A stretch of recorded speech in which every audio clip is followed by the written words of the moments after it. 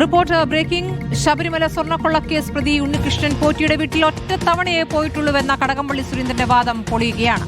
പോറ്റിയുടെ പുളിമാത്തുള്ള വീട്ടിൽ ഒന്നിലധികം തവണ അന്നത്തെ ദേവസ്വം മന്ത്രി എത്തിയിട്ടുണ്ട്. പോറ്റിയുടെ വീട്ടിൽ കടകംപള്ളി സുരേന്ദ്രൻ രണ്ടാമതെത്തിയതിന്റെ ചിത്രം കൂടി ഇതാ റിപ്പോർട്ട് പുറത്തുവിടുകയാണ്.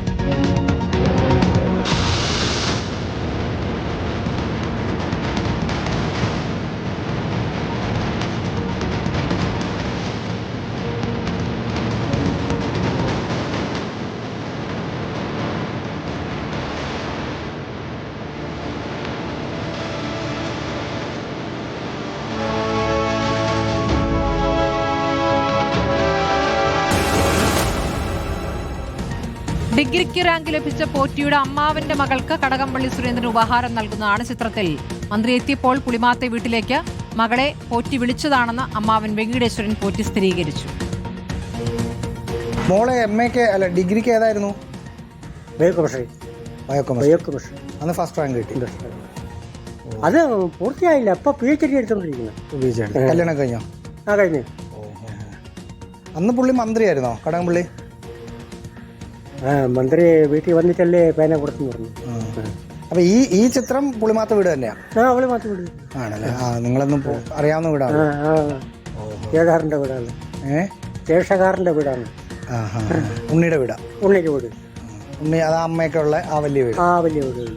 അവിടെ വെച്ചാൽ അന്ന് മോള് വന്ന് പറഞ്ഞു. പിന്നെ മന്ത്രി അത് ഈ കാര്യം പറഞ്ഞാണല്ലോ അങ്ങോട്ട് വിളിച്ചല്ലേ? ഇത് വരാണ്. ഇവിടെ പറയാൻ പോവില്ല. ശരി. ഓക്കെ. കടകംപള്ളി സുരേന്ദ്രന്റെ പഴയ പ്രതികരണം ഒന്ന് കേട്ടുവരാം. ഞാൻ മന്ത്രി എന്നുള്ള നിലയിൽ മന്ത്രി സഞ്ചരിക്കുന്ന വാഹനത്തിൽ എന്റെ ഗൺമാനോടൊപ്പം പോയിട്ടുള്ളതാണ്. എനിക്ക് ആ സന്ദർഭത്തിൽ 3 ഗൺമാൻമാരുണ്ടായിരുന്നു.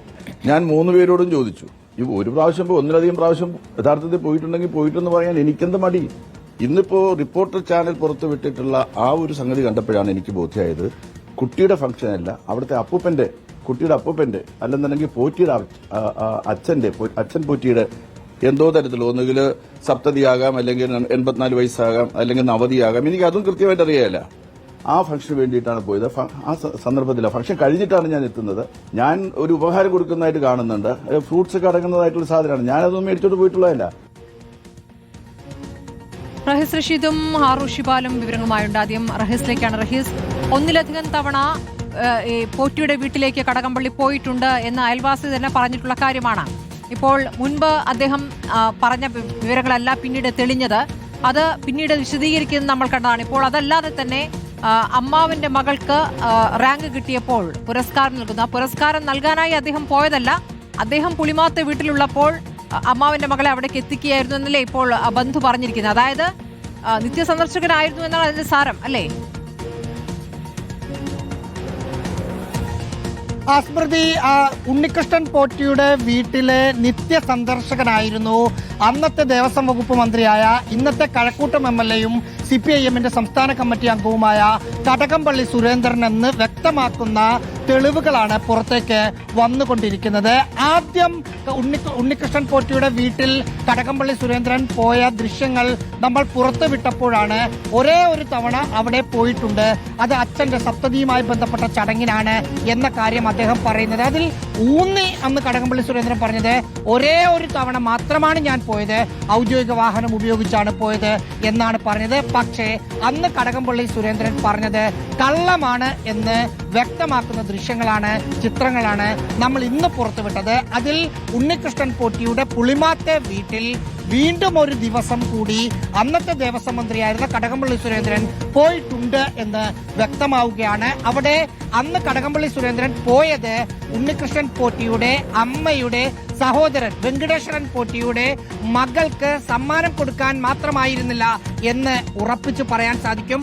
കാരണം ഉണ്ണികൃഷ്ണൻ പോറ്റിയുടെ വീട്ടിൽ കടകംപള്ളി സുരേന്ദ്രൻ എത്തിയതിനു ശേഷമാണ് വെങ്കിടേശ്വരന്റെ മകളെ പോറ്റിയുടെ വീട്ടിലേക്ക് വിളിപ്പിച്ചത് എന്ന് വെങ്കിടേശ്വരൻ തന്നെ നമ്മളോട് പറയുന്നുണ്ട്. സ്വാഭാവികമായും റാങ്ക് കിട്ടിയ ഒരു കുട്ടിക്ക് ഉപഹാരം നൽകാൻ വേണ്ടി മന്ത്രി വീട്ടിലേക്ക് പോകേണ്ട ഒരു കാര്യമില്ല എന്നത് ഒരു കാര്യം.